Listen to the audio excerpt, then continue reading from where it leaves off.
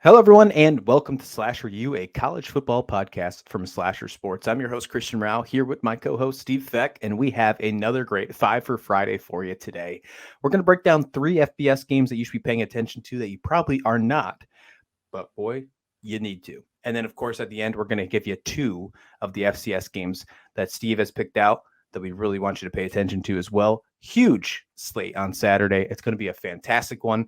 There's a lot of great games in the Power Five. We'll get to them on our Saturday morning special with a brand new time. We're going to be joining you at 10 a.m. Eastern over on YouTube, Twitter, Facebook, and Twitch. So please join us there. But before that, Steve, we got plenty to talk about here on 5 for Friday. Welcome in. Happy Friday to you.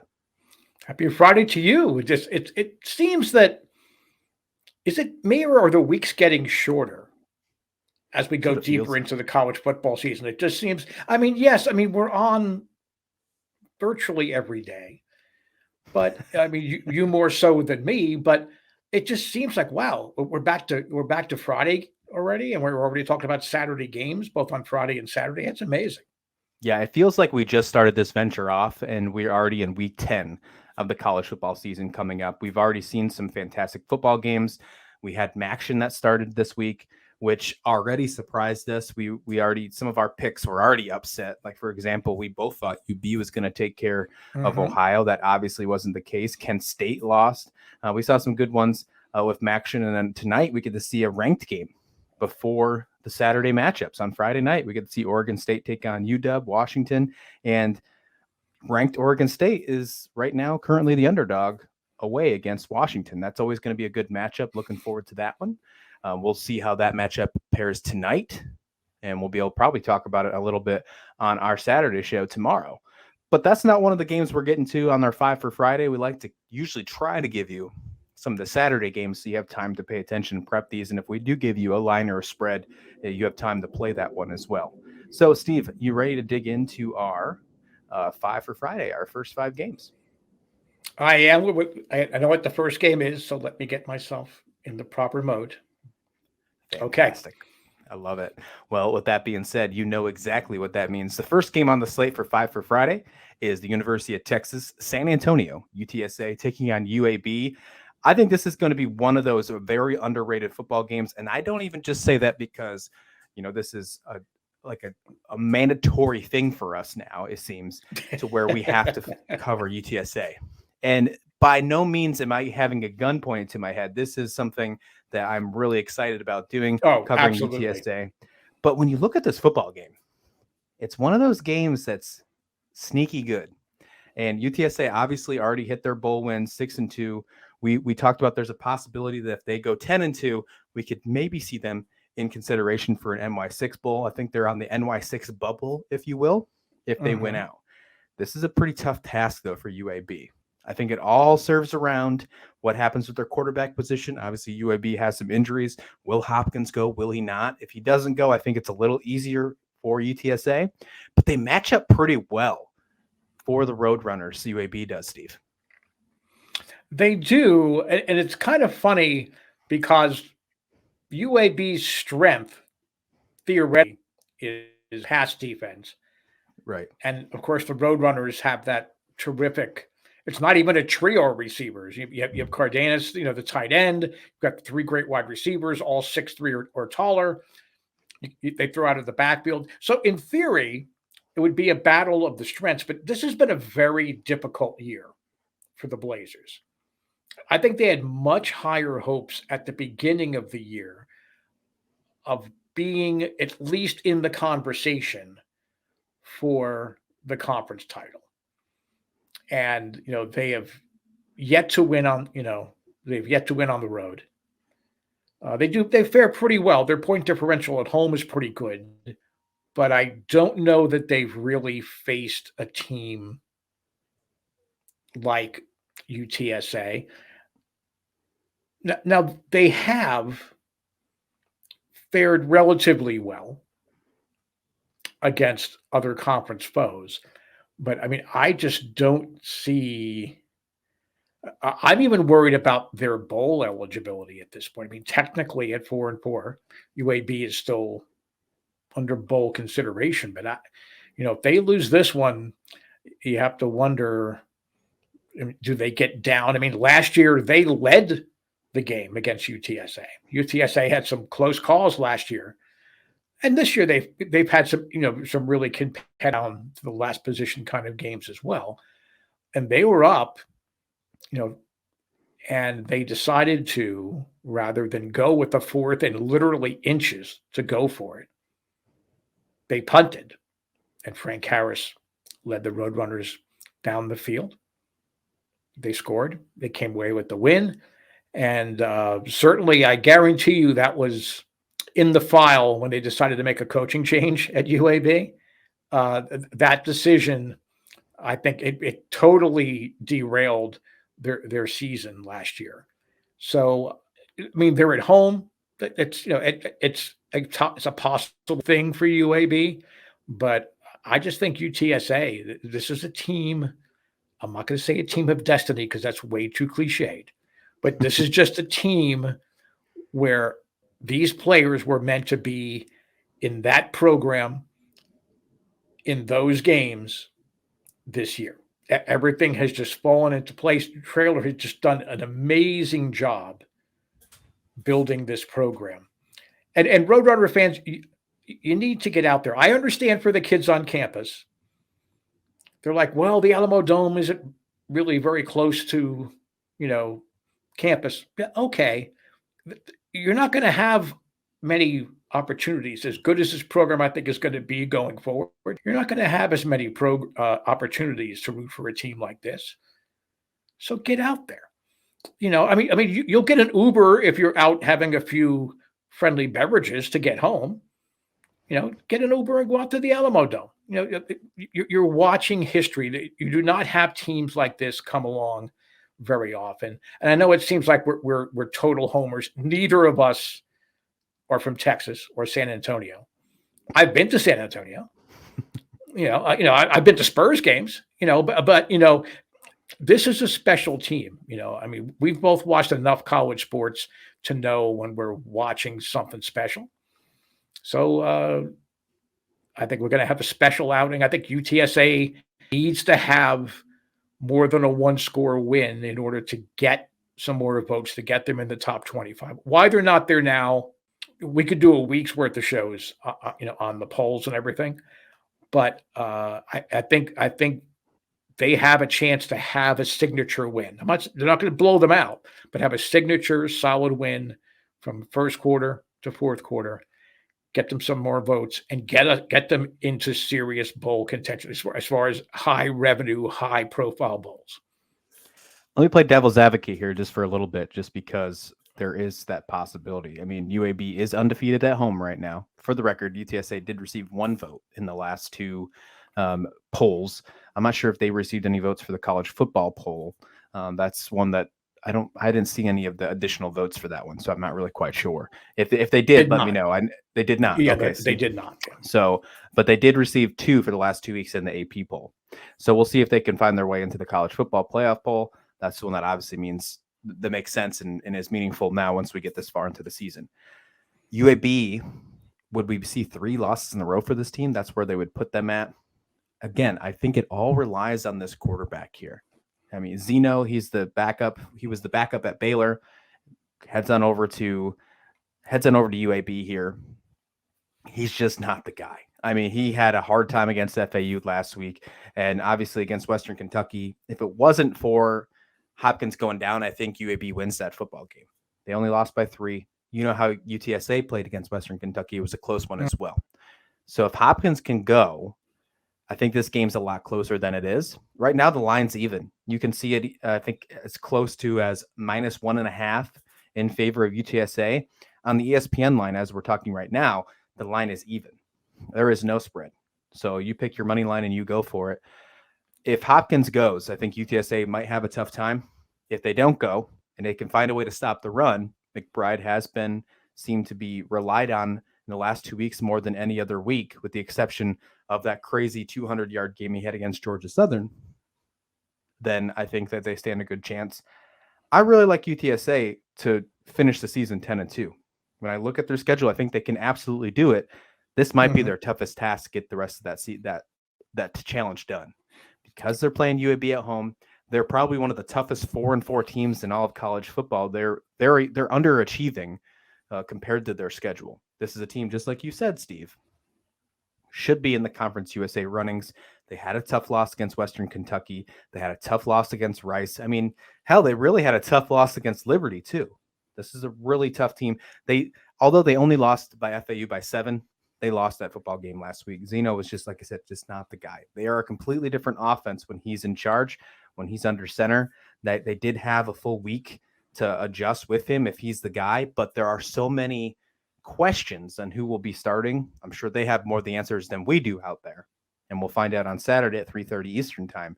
But if Hopkins is starting quarterback, UTSA, I think, has a little harder time to take care of this one. Doesn't mean I don't think they can do it. I'm still taking UTSA to win this football game.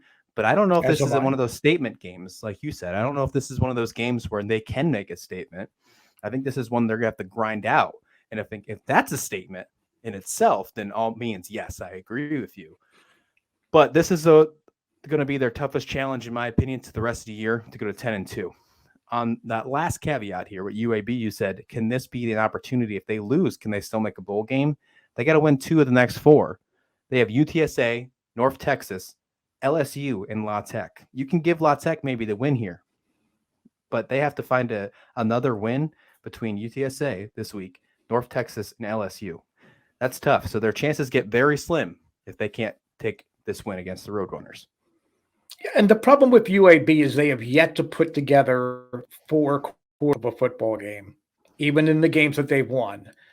And last week they let FAU back in opportune penalties. They're not really turning the ball over as much as it might seem, but in defensive lapses late, they have not been able to put together 4 quarters of football. And to even keep this, I thought I just couldn't find a line. And now when you say it's even, I don't get it. Tough place to play. Absolutely. Really loyal, knowledgeable football fans there in Birmingham. Absolutely.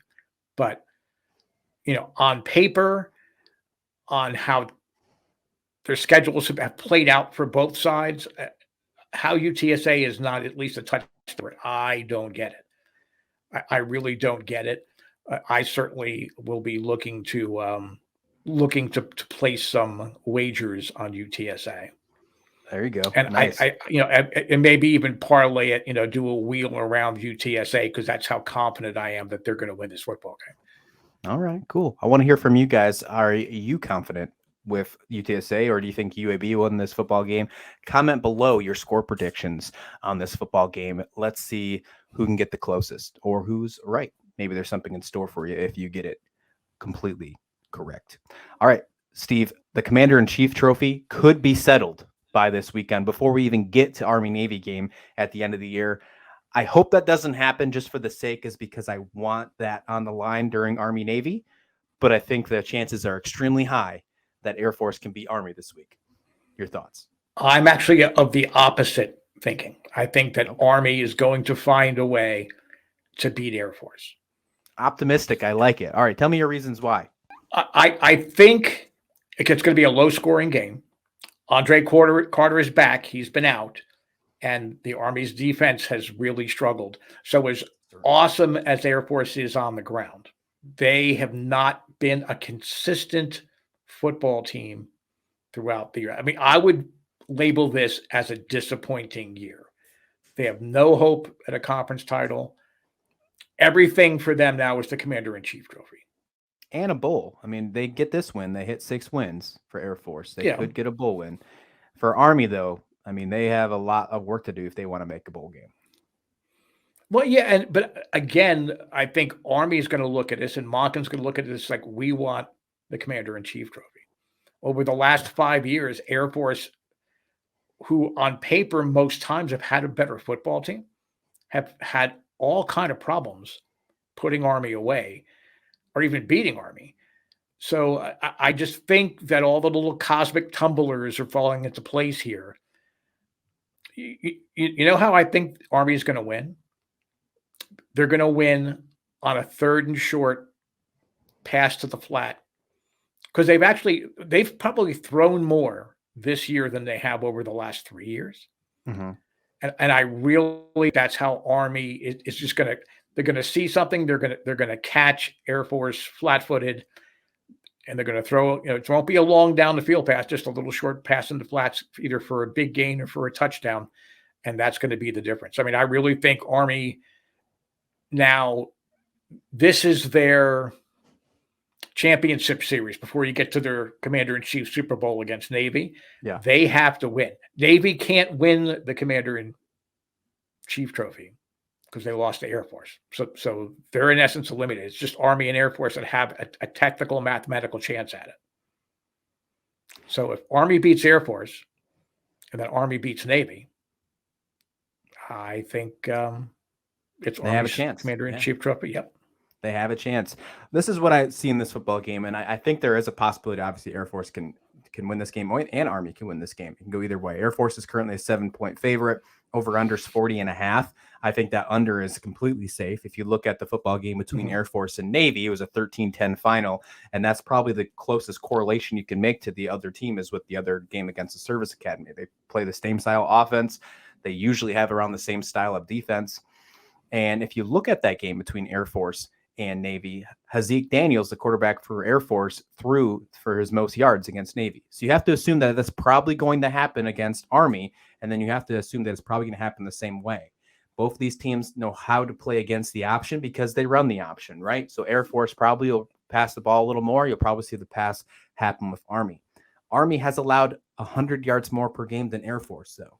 I think that's where that spread gives the favor to Air Force because their defense has statistically looked better than Army's. We shouldn't be batting an eye about the return of Andre Carter. Right. That is a huge one. I mean, he's going to be arguably a first-round pick in the NFL draft. The first time we see that for a service academy in a very long time. And that's something that to be really excited about if you are a service academy fan like Steve and I are.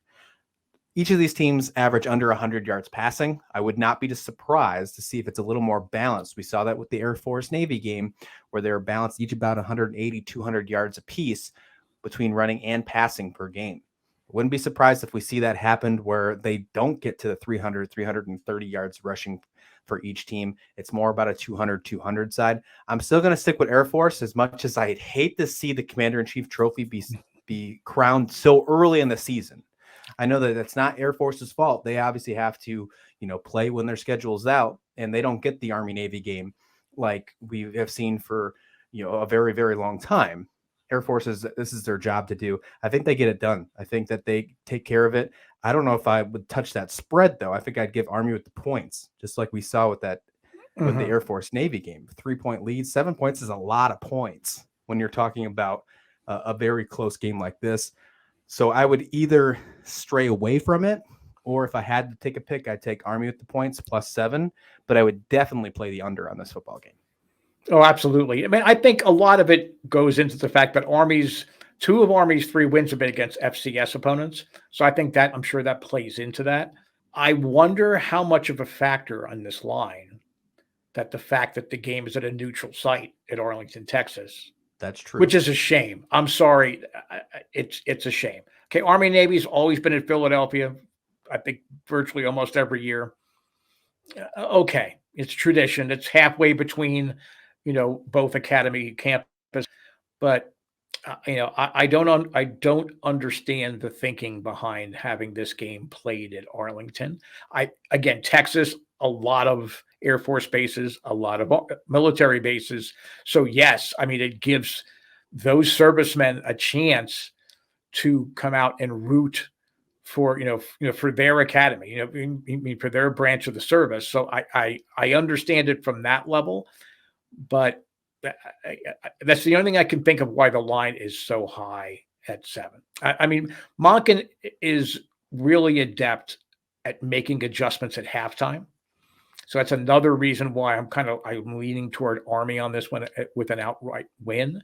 And this is going to probably sound silly but I think if Monken beats Air Force and has a good showing against Navy, I think he's going to be enticed away to another program. As much as he is so connected at West Point, I think the coaching jobs he has done in previous years and his ability to adapt on the fly, certainly get the most out of players. If he goes to a school that needs to retool, needs to quote unquote rebuild, he could be an ideal guy in that situation. So I think not that he's coaching so he can get a better coaching job, but I think you're going to start hearing his name rather than it being whispered. I think you're going to start hearing his name more prominently for some of the coaching openings that are either already we know about or are going to come into play very, very soon.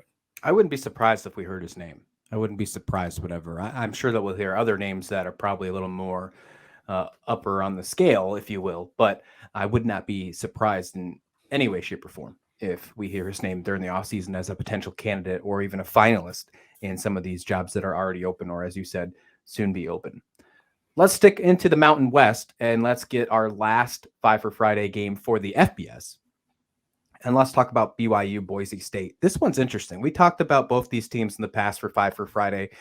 BYU started off ranked. We thought this team was going to be pretty dang good in their last season here in independent before they head to the Big 12. And they've been pretty much disappointing. Jalen Hall's looked good, but the rest of the team has not. On the flip side, we have had Boise State, who really started off rough with just trying to figure out what was going on with their quarterback situation.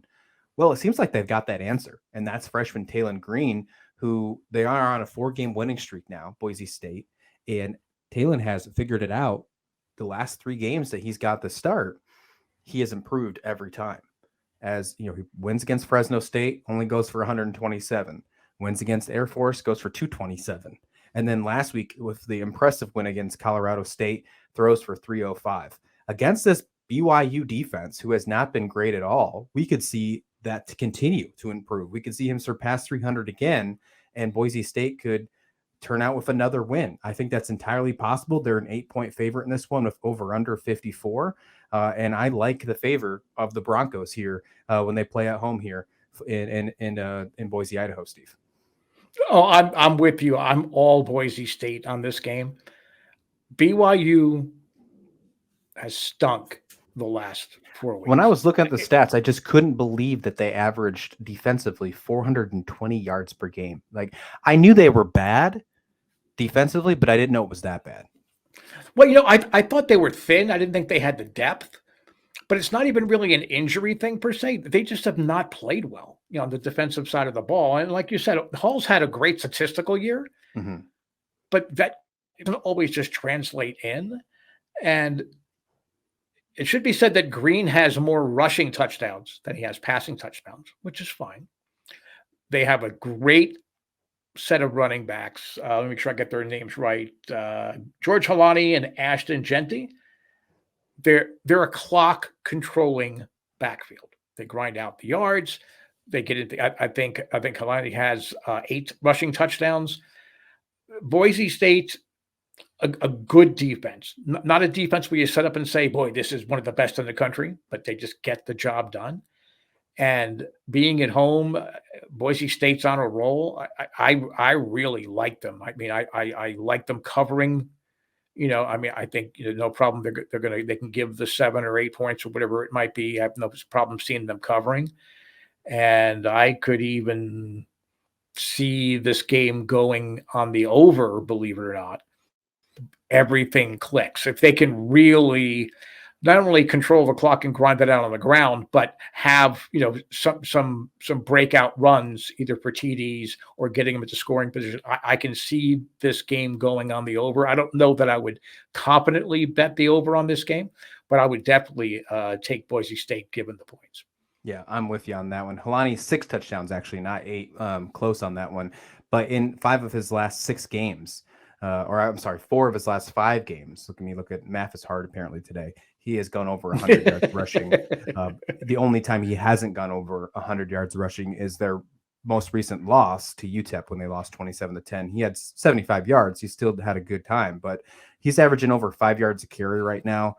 In the last 2 games, before Colorado State, I should say, against Fresno State, he averaged almost 10 yards per game, and against per carry, and against San Diego State, he averaged 7, almost 8 yards per carry.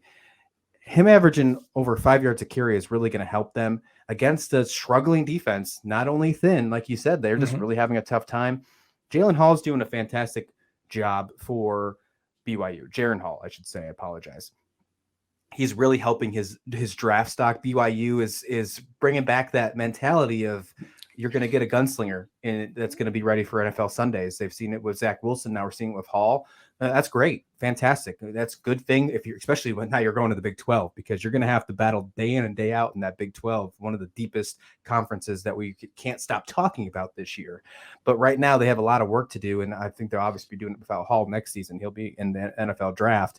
They got to really focus on that defense. I'm leaning towards Boise State here. I wouldn't be surprised if this gets out of hand, just like you said.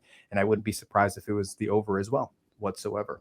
All right, let's head on over to the FCS. Steve, you got two great games on the slate here looking at this list. And we're going to start off with number 3, Sacramento State, taking on number 6, Weber State. This is a Big Sky matchup, big matchup in the Big Sky. Take me through this one and your thoughts. You could argue that Weber State is the best football team in the state of Utah. Oh, and the Utah Utes are a pretty good football team. They are, most definitely. Yeah, I mean, Weber State theoretically is a long snapper without the yips away from being undefeated coming into this game. And it would be a battle of 8-0. And for those of you that don't know what I'm talking about, in the first half alone against Montana State, the long snapper snapped 4 balls over the head of the punter through the end zone that generated 4 safeties. What was the difference in that game? 8 points. That game, without that game could go to overtime. We could be talking about a Weber State team that's undefeated, facing an undefeated Sacramento State. Yeah, this would probably be number 3 versus number 4 instead of 3 versus 6 if that ended differently, I'd assume. Weber State has a pretty impressive point differential of 156. That's showing, okay, they can score the ball and they've got a terrific defense. It explains why that they are ranked so high in the polls. And they're facing a Sacramento State team that, in essence, really, this game is the battle for the number 3 overall seed in the FCS playoffs in many ways. Which is getting close. It's going to be exciting. Right. Both of these teams could easily run the table if they win here. And you would have a 1-loss Sacramento State team, a 1-loss Montana State team, a 1-loss Weber State team. But just based on how both teams have had dominant moments, they both have had blowout wins over FBS opponents. Weber State did a number on Colorado State. I think they played. That's who they beat, was Colorado State, if I remember right. But I mean, they both have an FBS win to their credit. If San Diego State stumbles, South Dakota State stumbles, you could technically make an argument that either of the winner of this game should be the number 1 team in the FCS polls. You could make that argument. That's how much is on the line in this game. The Big Sky has emerged as the conference in FCS this year. I would have said going into the year that it would have been the Missouri Valley, but the Big Sky has showed that just based on the number of teams in the conference that are ranked in the top 25, based on some of the terrific outcomes, even teams that weren't ranked early in the year, like Idaho, have 2 huge wins, in the FCS. Yeah, both of these teams also coming into this game have matched up against top 15 FCS opponents each of the last 3 weeks. So it's not like they have a bye or they're cakewalking or skating their way into this big game. They have been challenged week in, week out.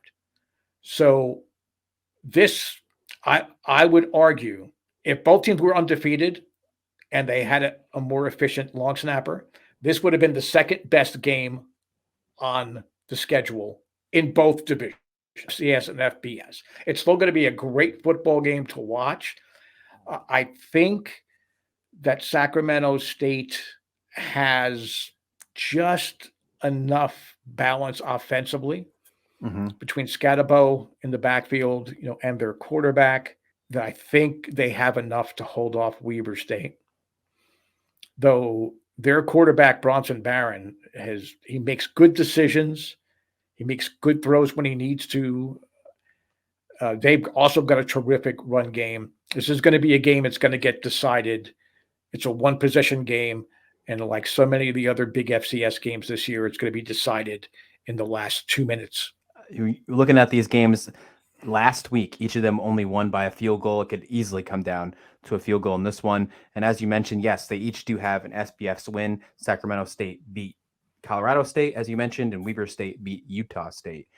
Both of those pretty impressive wins. Weber State beat Utah State by a large margin, might I add, to 35-7. Sacramento State beat Colorado State 41-10. So I mean, both of them, it was no like upset shock. They beat FBS schools quite handily in that one. So this is definitely one to pay attention to. Again, the last 2 weeks, Sacramento State against Idaho only won by a field goal, and Weber State last week against Montana only won by a field goal. This could easily be one of those games that we see at 3:00 Eastern on ESPN Plus that comes right down to the wire once again, and it has really big implications for the FCS playoffs, which if you want to see expanded playoffs, well, you already get it with the FCS. You get more than exactly right. Perfect time to pay attention to it. And I give you a nice fact. All right, Steve. Well, we're going to wrap that up. What is that? That's only 4. So we are having a hard time with math this week, but it's 4 for Friday this week, not 5 for Friday.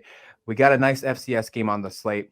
We got a little mix up with our notes here, but that's okay. We'll be back here tomorrow with a brand new live special, 10 a.m. Eastern time for the Saturday morning special. It's going to be a fantastic time. We're going to talk more FCS. We're going to talk FBS. We got plenty to talk about. There are some huge games on the slate for Saturday morning. We're going to get you prepared at 10 a.m. Eastern. I'm really excited, Steve, for this one. Yeah, and then, boy, do we have a great game to preview for you next week for 5 for Friday on the FCS. I'll make sure I get my. I guess I need trifocals. I don't even think bifocals are working anymore. You'll get old. It'll happen to you. You'll see that'll happen there. So I want to give shout out to St. Thomas University of Minnesota. They were a traditional Division III powerhouse. And in a very short period of time, they are now a ranked FCS Division I football program. They lead the Pioneer Conference. It just goes to show you the type of stories you can find and that you can fall in love with. The deeper you go outside of the top 25 or outside of the games that are going to be on, in prime time Saturday night or the noon or 1 o'clock kickoffs, they're just so great stories. And for me, I think for St. Thomas to do that in a lot of sports, the basketball, they very well have a chance of winning their conference in basketball as well. It just goes to show you why we are so excited and why we get so into covering college sports. And sort of, not that we're turning our back on pro sports, because you and I have other projects that we talk about professional sports, but this has been just a revelation to me. And to get to know so many of the college football fans out there, and we'll really get it in deep, I'm sure, with college basketball and baseball and women's basketball. It's really special. You guys make it. The Slasher U, we could change it to YOU as well, because it really is. You folks have not only been keeping us honest, but you also have been giving us great stories to be able to share here. And we thank you for that.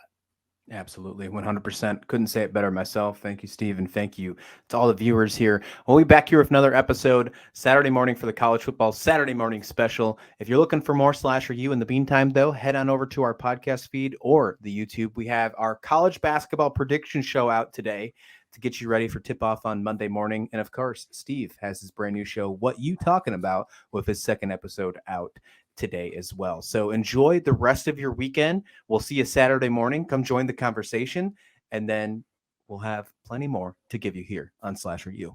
Take care.